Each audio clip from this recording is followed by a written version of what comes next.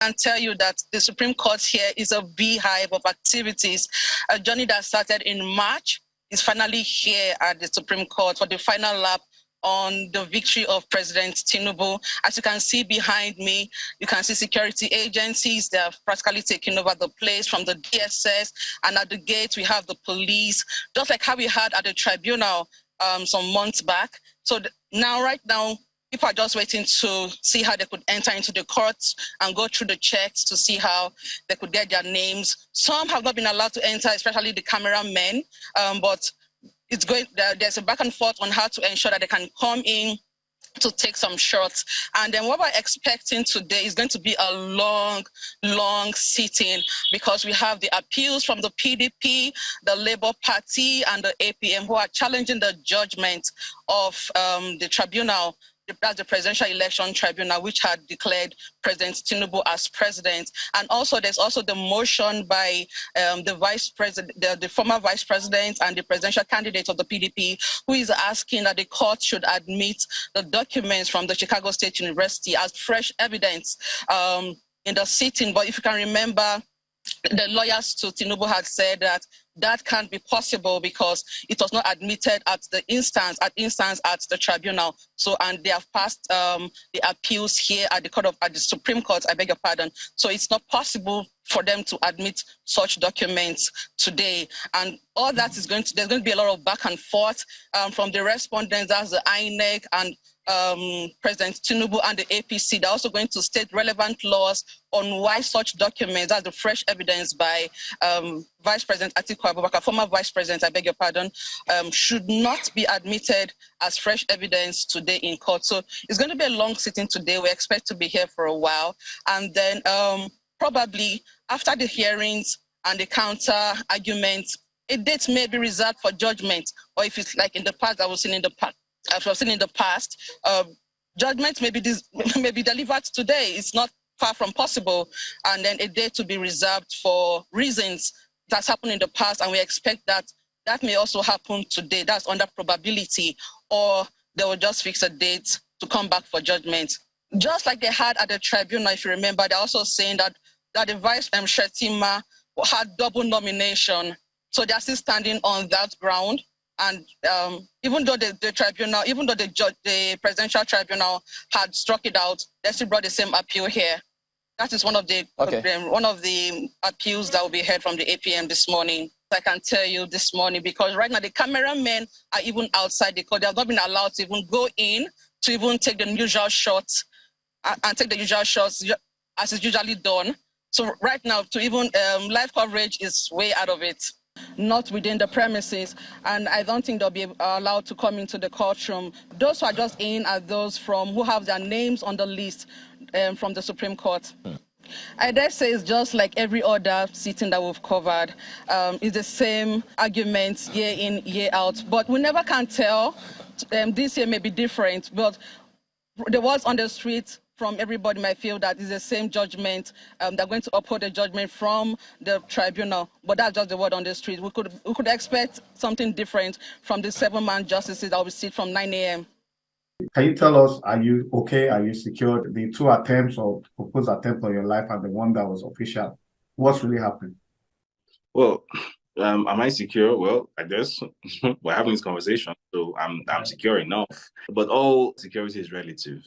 Obviously, there is no such thing. Even the head of states is not completely secure, right? Nobody's completely secure. It is what it is. But the point I made in the tweet you referenced this morning was that in as much as nobody's secure, the people who are also trying to go after people, the people who want to kill somebody, those people too, they should ask themselves, are they also secure?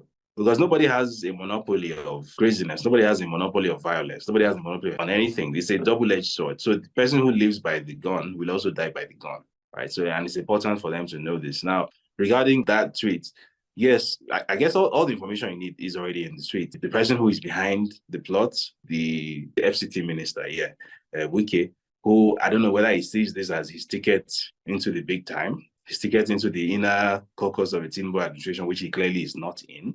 Maybe that's his thing, I don't know. The thug stroke enforcer stroke career thug who has been tasked with actually providing the muscle to carry out the operation, Musili Akinsonya, aka MC Oluomo.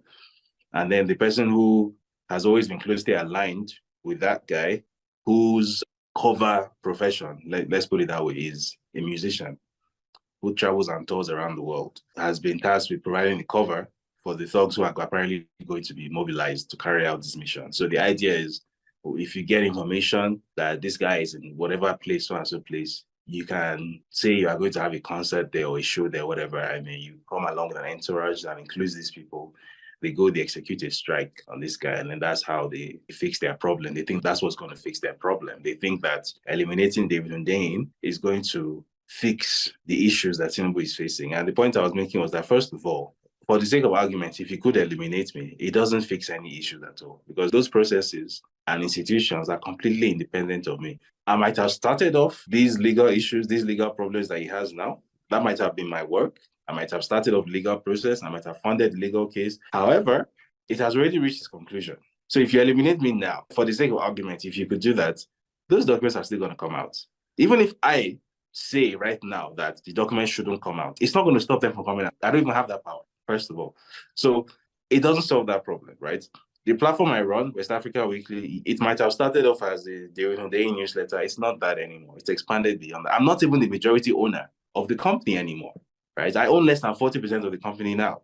So it's an integrated media platform now. It has its own, so the launch is, I think it should be by the end of next week, the official launch. It has writers, it has long form people, it has visual people, it has producers, it has backend, so it's going to run whether the day is around or not.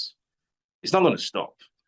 So eliminating me does not fix it doesn't solve any of your problems, first of all. And secondly, this idea that there is only one group of people that are allowed to go around threatening other people's lives, that somehow you have some divine rights to go around killing people, to go around threatening to take people's lives, and somehow that is fine, nobody's going to do anything about it. Well, you should also know that if you are going to go around threatening people's lives and getting people killed, you also bleed.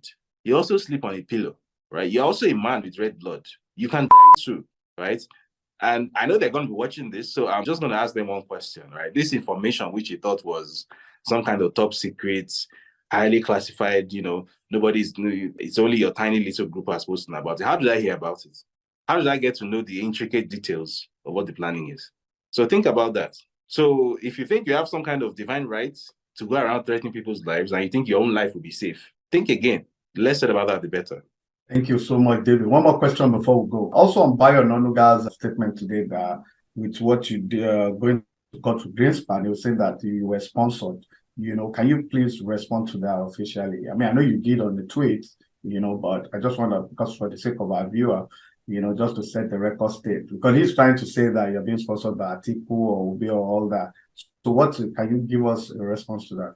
So for one thing, I'm completely sick and tired of being insulted like this, right? So the world that Bayo Onanuga comes from is a world where the only reason that a journalist can have the ability or the motivation to go this far in his work is because there's one money bag, there's one politician behind him.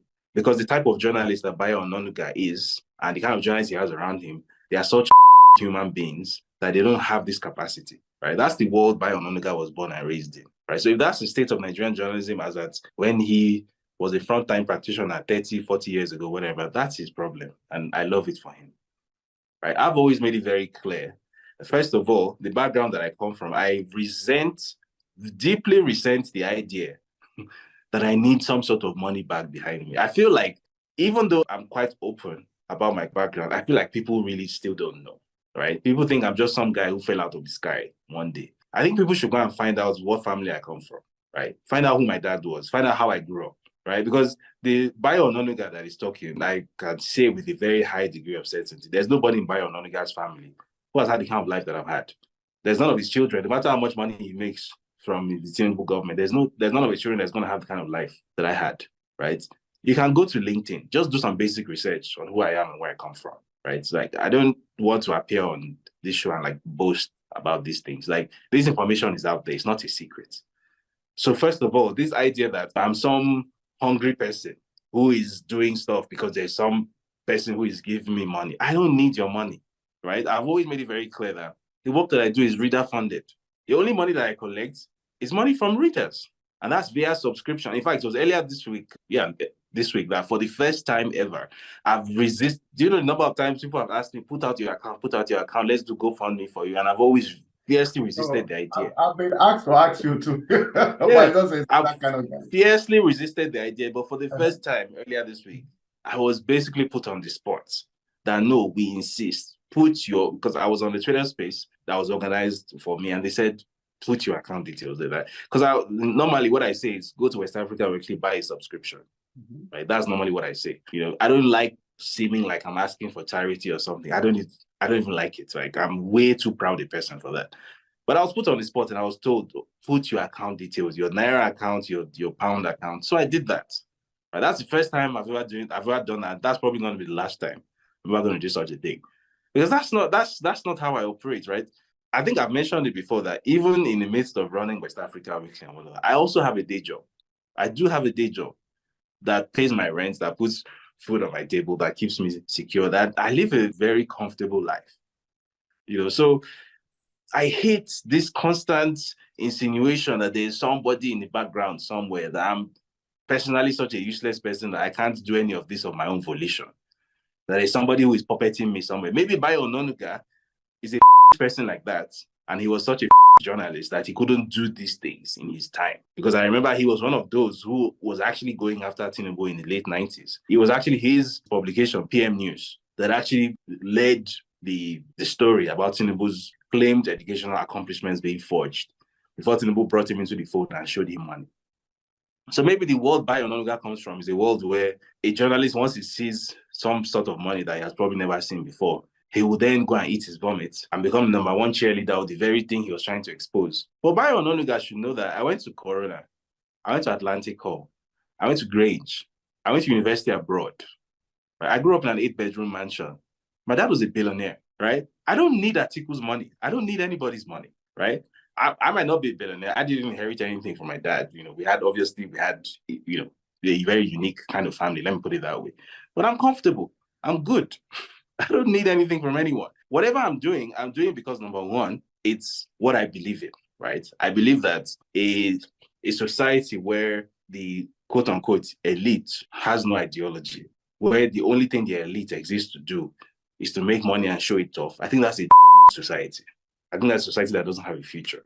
So if I believe that Nigeria is a place that should have a future, even if just for the simple reason that I have the Nigerian passport, I'm a Nigerian citizen, Nigeria is home. It's where I was born and raised, and it's where I'll always be associated with, regardless of whatever I achieve in this life. If it's for that reason alone, I have to at least embody the change that I'm always talking about. So if I consider myself to be that elite, and I'm not actually changing anything, if all I'm doing is complaining about my contemporaries, that they're useless and they're not doing anything, but I myself, I'm also not doing anything. Then how am I different from them? So that's why I see it as a sort of mission. Right. And I understand that not everybody is capable of understanding that. The Nigerian psyche is a psyche that has been trained to be petty and to be very small. Right. It's a psyche that has been trained to laugh at things that are not meant to be laughed at. Right. It's a psyche that when people hear what I'm saying now, when I'm talking about, I'm using words like mission and ideology, their eyes instantly glaze over. Oh, yeah, sure. We've heard that before. And, who is this way? Who does he think he is? The Nigerian psyche has been trained to have this thing. I had a friend who used to refer to it as a ship mentality, the mentality that was instilled into ships, into slaves in ships during the transatlantic slavery, that ship mentality. I understand that has been seared into the Nigerian psyche, but some of us were lucky enough to be raised outside of that ship mentality, right? So if we have the circumstances that permit us to do certain things, and we have the ability and the God-given talent and capacity to do certain things, and we have the international connections and platforms to do these things, and we don't do them, then we are part of the problem, right? So I don't need Peter Obi, I don't need Abubakar Atiku to tell me that this information is available here, and that if you claim to be a journalist, you should go after this information and you should put it out there, right? I have a brain between my 2 ears. I had a very high quality education, a very expensive education. What was the point of all of that if I can't do what I'm doing now? So just to set the record straight, I am not being sponsored by anybody except my readers, right? My readers are the people who sponsor me. And if for whatever reason my readers decide that they are not going to sponsor me anymore, they don't see any value in what I do, I will say thank you very much. I've had a good run, and I will face my day job because I have a day job. That's it.